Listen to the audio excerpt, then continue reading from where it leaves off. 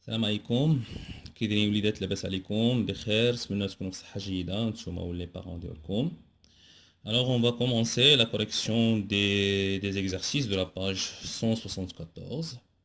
Alors on va pas faire tous les exercices, d'accord? Donc je vais choisir juste quelques exercices, d'accord? Et pour les autres, on va les faire, Inch'Allah, après la rencontre. Donc je vais commencer par l'exercice numéro 2. Choisir la bonne réponse. Alors, le courant électrique circule dans le circuit. Alors, quel est le circuit? Alors, donc, on a trois circuits. Alors, le premier circuit, je vais commencer, d'accord? Donc, le premier circuit qui existe à gauche, d'accord? Alors, donc, le circuit, alors tout d'abord, donc, je dois faire, d'accord? Donc, je dois indiquer le sens du courant électrique. Alors, on a dit que le sens du courant électrique sort de la borne positive vers la borne négative, d'accord? Alors, donc, la diode est branchée dans le sens passant, c'est-à-dire elle va laisser passer le courant. Alors, c'est le bon schéma. Par contre, le schéma numéro 2, alors la diode est branchée dans le sens bloquant, c'est-à-dire elle va bloquer le courant électrique. D'accord? Alors, donc la même chose pour le troisième schéma. Alors, donc, on a deux diodes. Cette diode est passante, alors l'autre est bloquante. D'accord? Je passe. Le sens du courant dans un circuit électrique est imposé par. Et donc, elle est imposée par la diode. Donc, car la diode elle laisse passer le courant, si elle est bien branchée, ça veut dire dans le sens passant. Et elle ne laisse pas passer le courant, si elle est mal branchée, c'est-à-dire dans le sens bloquant. D'accord? Alors, l'autre proposition, c'est avant d'utiliser l'ampèremètre, on doit choisir quoi? Le plus grand calibre. D'accord? D'après ce qu'on a dit. D'accord? Donc, ce qu'on a dit dans la classe, d'accord? À travers le manip qu'on a fait, l'expérience qu'on a fait ensemble, c'est qu'on doit choisir toujours le plus grand calibre pour éviter, d'accord, donc de détériorer l'appareil, soit l'ampèremètre, d'accord, ou bien le multimètre en général. L'autre, le calibre convenable pour mesurer une intensité de 0,5 ampères à l'aide d'un multimètre est. Alors, c'est le calibre, c'est 1 ampère. Alors, pourquoi 1 ampère? Car on doit toujours choisir la valeur la plus grande et la plus proche, d'accord, de l'intensité. Le bon calibre, c'est le calibre qui est plus grand et plus proche de l'intensité qui traverse le circuit. Alors, donc c'est 1 ampère. L'autre exercice, l'exercice numéro 3. Quel est le montage dans lequel l'ampèremètre est branché correctement? D'accord? Alors, donc, l'ampèremètre doit être, tout d'abord, on a dit, doit être branché en série. Et concernant les deux bornes, je dois brancher la borne COM avec la borne négative du générateur et la borne A ou bien la borne positive avec la borne positive du générateur. D'accord? Alors, A, l'ampèremètre n'est pas bien branché. D'accord? Car on est ici COM avec la borne positive et A avec la borne négative. Dans B, l'ampèremètre est branché en dérivation, alors que dans C, l'ampèremètre est branché en série. Et en même temps, on a la borne COM, c'est-à-dire la borne négative, avec la borne négative, d'accord? Donc, et A, ou bien la borne positive avec la borne positive du générateur. D'accord? Bon, on passe à l'exercice numéro 5. Alors, donc, je vais m'arrêter ici. D'accord, donc, pour ne pas dépasser, d'accord, donc, une vidéo de grande capacité. Alors, salam alaikum. Alors, on va terminer la correction des exercices, toujours dans de la page 174. Alors, l'exercice, on a dit l'exercice 5. On ne va pas corriger tous les exercices, d'accord? Alors, on passe à l'exercice numéro 5. Alors, utilisation d'un ampèremètre. Schématiser le montage ci-dessous. D'abord, dans l'image qu'on a ici, alors on a au départ, alors on a un générateur, la pile, un interrupteur et on a un ampèremètre, d'accord, qui est branché en série, d'accord. Alors l'ampèremètre est toujours branché en série et deux lampes toujours qui sont branchées en série. Alors le circuit est fermé car l'interrupteur est fermé et en même temps, alors je remarque que les deux lampes d'accord, fonctionne ou bien brille normalement, c'est-à-dire que le circuit est fermé. Bon, alors donc je schématise le circuit. Alors qu'est-ce qu'on a dit? Alors c'est l'exercice numéro 5, la page 174. Alors l'exercice, la question, pardon, numéro 1.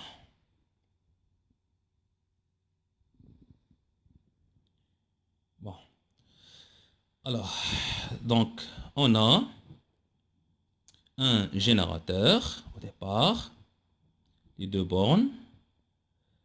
D'accord. Alors le générateur, alors donc je remarque que la borne que j'ai ici, c'est la borne positive. Alors elle est branchée avec, d'accord, la borne positive, elle est branchée avec l'interrupteur. Alors je dois brancher l'interrupteur. Alors ici, d'accord. Donc le générateur branché à côté, d'accord, donc de l'interrupteur. Ensuite, alors, donc un ampèremètre qui est branché en série. Ensuite, la première lampe. Ensuite, la deuxième lampe. Alors, c'est un montage en série. Alors, je pense que le montage est clair. La question numéro 2. Indiquer le sens du courant sur le schéma.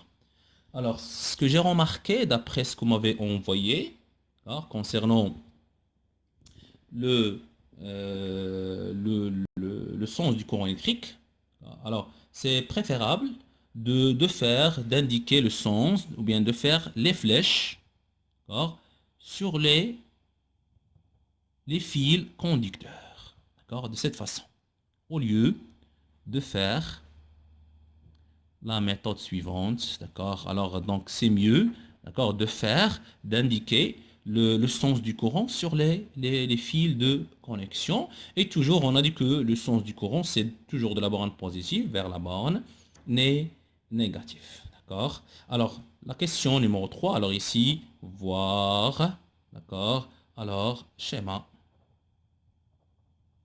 c'est clair. Alors la question numéro 3. Alors notez sur le schéma les bornes A et comme de l'ampèremètre. Alors voilà, alors donc ça c'est l'ampèremètre. Alors la borne A, c'est la borne qui doit être branchée avec la borne positive du générateur. Voilà A. Et la borne com, c'est la borne qui doit être branchée avec la borne négative du générateur. Très bien. Alors on passe maintenant à l'exercice numéro 6. Alors, le sens conventionnel du courant. On réalise le montage représenté par le schéma ci-contre. Alors, la question numéro 1, de quel type de montage s'agit-il? Alors, donc, c'est un montage en dérivation. Alors, on a deux boucles. Ça, c'est la première boucle et ça, c'est la deuxième boucle. C'est un montage en dérivation. Alors, donc, je ne vais pas écrire d'accord, donc toutes les questions. Alors, donc, vous pouvez écrire la question à partir de la vidéo.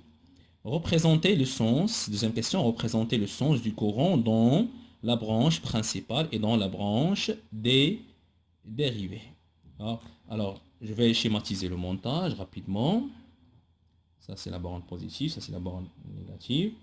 Alors, le montage est le suivant. Rapidement. Voilà. Voilà. Alors, désolé.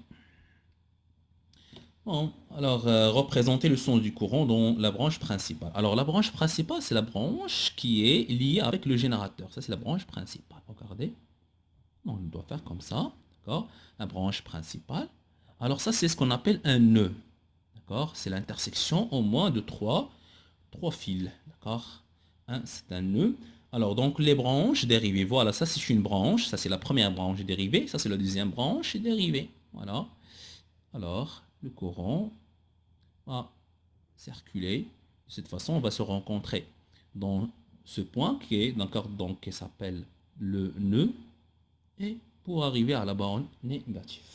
Très bien. Alors, je pense que l'exercice est clair. D'accord. Alors, on passe à l'exercice numéro 7 dans la troisième vidéo. Bon, alors on va terminer la correction. L'exercice numéro 7. Quelle est la valeur de l'intensité du courant électrique qui traverse la lampe de la figure numéro 1? Alors, de la figure numéro 1, alors, d'abord, alors je dois chercher sur l'écran de, d'accord, donc cet ampèremètre numérique, qui indique la valeur directement avec une grande précision de courant, de l'intensité du courant électrique. Alors c'est l'exercice numéro 7, la page, toujours la page 174. D'accord. Alors la première question, la question numéro 1. Alors, donc ce que j'ai remarqué dans les réponses, dans vos réponses, c'est que toujours d'accord, donc vous avez oublié de faire I, l'intensité I, et d'accord, d'indiquer l'unité. Et ça c'est très important. Alors donc toujours, pour chaque grandeur physique, on ne doit pas oublier l'unité. D'accord, ça c'est clair. Alors donc l'intensité, je vais noter l'intensité I1. I1 égale à quoi? Alors d'après l'ampèremètre qu'on a ici, c'est 0,032. Alors 0,032 quoi? Alors je reviens pour d'accord, donc chercher sur le calibre. Alors le calibre indique, alors donc la valeur vous avez ici 10 A. Si vous avez A, ça veut dire que on parle de quoi? On parle 0,032 ampères. Très bien. Alors on passe à la question numéro 2. Alors la question numéro 2, c'est la même chose. Alors on a changé le calibre, figure numéro 2. Quelle est la valeur de l'intensité du courant dans ce cas? Alors la valeur de l'intensité du courant dans ce cas est toujours, alors I2, alors est indiqué, c'est 32,4 et vous avez donc le calibre, c'est 200 milliampères. Vous avez petit m à côté de 200, ça veut dire on parle de milliampères. C'est 32,4 milliampères. Alors, la question numéro 3. La question numéro 3, quelle est la valeur la plus précise? D'accord. Alors, la valeur la plus précise, c'est la deuxième valeur. Pourquoi la deuxième valeur? Car, donc, dès qu'on a trois chiffres significatifs, alors, donc, c'est la bonne, d'accord, valeur, ou bien la valeur la plus précise. Très bien. Alors, conclure, vous avez ici conclure. Alors, pourquoi? Alors, dès que le calibre est plus petit, alors on aura une valeur plus précise. C'est clair? Très bien. On passe maintenant à l'exercice numéro 8. Alors, l'exercice numéro 8, pour mesurer l'intensité du courant, on utilise un ampèremètre à cadran. Laquelle de ces mesures est précise? Bon, alors la mesure donc précise est de la figure numéro 2, car le calibre choisi permet de faire bouger l'aiguille. Alors, vous voyez ici que l'aiguille, d'accord, donc, a bougé pour indiquer une valeur. Par contre, dans la figure non, donc n'a pas bougé. La deuxième question, quelle est la valeur de l'intensité du courant électrique qui traverse la lampe de la figure numéro 2? Bon, alors, c'est un ampèremètre analogique, tout simplement. Vous avez un cadran, vous avez l'aiguille, d'accord? Alors, donc, on doit utiliser la relation qu'on a fait. D'après le manip qu'on a fait à la classe, on doit utiliser la relation suivante. Alors, je commence l'exercice numéro 8, page 175. Alors, pour calculer, c'est la question numéro 2. Alors, on a dit la question numéro 1 oralement. Pour calculer la valeur de l'intensité, je dois utiliser la relation suivante. I égale à C, petit n, divisé par grand N. Très bien. Alors, c'est quoi C? Alors, qu'est-ce qu'on a dit? C, c'est le calibre. D'accord? C'est le bon calibre, le calibre choisi. Petit n, alors c'est le nombre de divisions indiquées par l'aiguille. D'accord? Très bien. Et grand N, c'est le nombre total de divisions. Et tout simplement, c'est la dernière division que vous avez ici. C'est 100. D'accord? Et j'applique application. Alors c'est 1 ampère, d'accord, fois, alors c'est le nombre de divisions indiqué par l'aiguille, c'est 25, divisé par 100. Tout simplement, ça donne 0,25, quoi? Puisque le calibre est en ampères, alors l'intensité, ça sera aussi en ampères. Ah, d'accord? Très bien, d'accord. Alors, on passe maintenant à l'exercice numéro 9 dans l'autre vidéo. Bon, alors on termine l'exercice numéro 9. Alors on considère les deux circuits électriques suivants réalisés avec les mêmes dipôles. Alors là, on a la figure numéro 1 et la figure numéro 2 indiquées sur les deux schémas le sens du courant électrique. Alors donc on a fait pas mal de fois cette question. Alors toujours le sens du courant sort, donc on a dit on doit faire des flèches de cette façon, sort de la borne, d'accord, positive vers la borne négative, et la même chose alors, dans la figure numéro 2.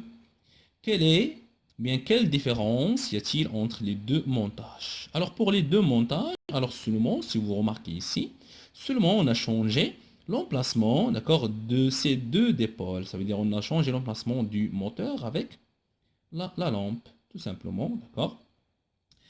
Alors, cette différence influe-t-elle sur le fonctionnement des deux dipôles? Alors, effectivement, non. Alors, elle ne va pas influencer sur le fonctionnement des deux dipôles. Ça veut dire donc toujours la lampe brille et le moteur fonctionne, d'accord? Que peut-on conclure? Alors, la conclusion, alors, on remarque, si vous remarquez ici, que l'intensité donc ne change pas. Même si on change, d'accord, donc l'emplacement de la lampe avec la moteur, alors vous remarquez que l'intensité ne change pas, d'accord. Donc alors pour la conclusion, on peut dire que l'intensité du courant électrique ne change pas, même si on change l'emplacement des dipôles et surtout, d'accord, dans un montage en série. Alors on passe à l'exercice numéro 10. Alors on réalise le montage suivant. Quelle est l'intensité du courant électrique qui circule dans le circuit? Alors à partir de la figure numéro 1. Alors l'intensité, alors d'après ce qu'on a dit la dernière fois, alors toujours on doit écrire I égale 175,9. Alors vous avez ici 160 I égale 175, pardon, 9 quoi. Alors donc le calibre ici indique 200 milliampères. Alors on écrit I égale 175,9 milliampères. Très bien. Alors, on passe. La question numéro 2. Alors, on monte en série avec les deux lampes une troisième lampe. La figure numéro 2. Quelle est l'intensité du courant électrique qui traverse les lampes dans ce cas? Alors, la même chose. Alors, on doit écrire à partir de ce multimètre. Alors, I égale à 117,6 quoi? Alors, toujours milliampères. D'accord? Bon, alors comment on varie l'intensité du courant lorsqu'on ajoute en série un dipôle dans le circuit? Alors, on remarque que l'intensité diminue, d'accord, lorsqu'on ajoute un dipôle branché en série. Alors, l'intensité diminue, d'accord? Et d'accord, donc d'après ce qu'on a fait à la classe, d'accord, donc à partir de l'expérience qu'on a fait, toujours vous remarquez lorsqu'on ajoute une lampe en série, branchée avec une première ou bien une deuxième lampe, alors toujours, alors l'éclat devient plus faible, d'accord, donc et l'intensité diminue. Très bien. Alors on passe à l'exercice numéro 11. Et c'est le dernier exercice qu'on va faire. Alors, fonctionnement d'un moteur. Une lampe et un moteur sont branchés en dérivation avec un générateur comme le montre le schéma ci-dessous. Recopie le schéma et placer un ampèremètre pour mesurer l'intensité du courant qui traverse le moteur. Alors, rapidement,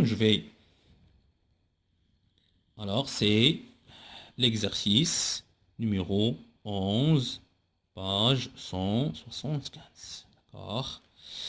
Alors, je vais branché.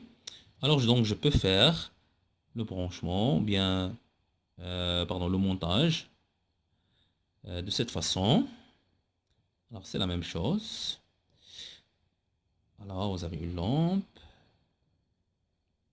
et vous avez ici le monteur. Alors donc qu'est-ce qu'on doit ajouter? Alors on doit ajouter un ampèremètre afin de mesurer l'intensité du courant qui traverse le monteur. C'est-à-dire donc je dois brancher, pardon, je dois brancher l'ampèremètre à côté du monteur. Pour mesurer quoi? Pour mesurer l'intensité, d'accord, qui traverse le monteur. C'est-à-dire je dois brancher l'ampèremètre à côté du moteur. D'accord? Donc, s'il me demande de brancher l'ampèremètre afin de mesurer l'intensité qui traverse la lampe, alors je dois brancher l'ampèremètre à côté de la lampe. La même chose, d'accord, donc pour le générateur. Si on veut mesurer l'intensité, d'accord, donc qui circule dans tout le circuit, alors je dois brancher l'ampèremètre à côté du générateur. D'accord? Alors, donc, je ne dois pas oublier les bornes. Alors, ça, c'est la borne négative. Alors, ici, je dois faire quoi? Comme. Alors, ici, c'est A. Très bien. Alors, l'autre question. Alors, on ouvre l'interrupteur. Que peut-on dire du fonctionnement du moteur et de la lampe? Alors, vous voyez ici que l'interrupteur, d'accord, commande seulement la lampe. D'accord? Elle ne commande pas le moteur, tout simplement. Alors, si on ouvre l'interrupteur, alors la lampe ne fonctionne pas ou bien ne brille pas, alors que le moteur continue à fonctionner normalement. L'ampèremètre indique la même valeur avant et après l'ouverture de l'interrupteur. Cette observation est-elle en accord avec la réponse de la question? Alors, donc, qu'est-ce qu'on a dit? Alors, on a branché l'ampèremètre à côté du moteur. C'est-à-dire, donc, il va mesurer seulement l'intensité qui traverse, d'accord, donc le moteur. Alors, donc, c'est-à-dire oui. Alors, d'accord, donc, cette observation est en accord avec la réponse qu'on a dit dans la question précédente, c'est-à-dire la question numéro 2. D'accord? Alors, pour les autres exercices, on va laisser ces exercices à, d'accord, donc, à la rencontre, Inch'Allah. Donc, bon courage et bonne continuation.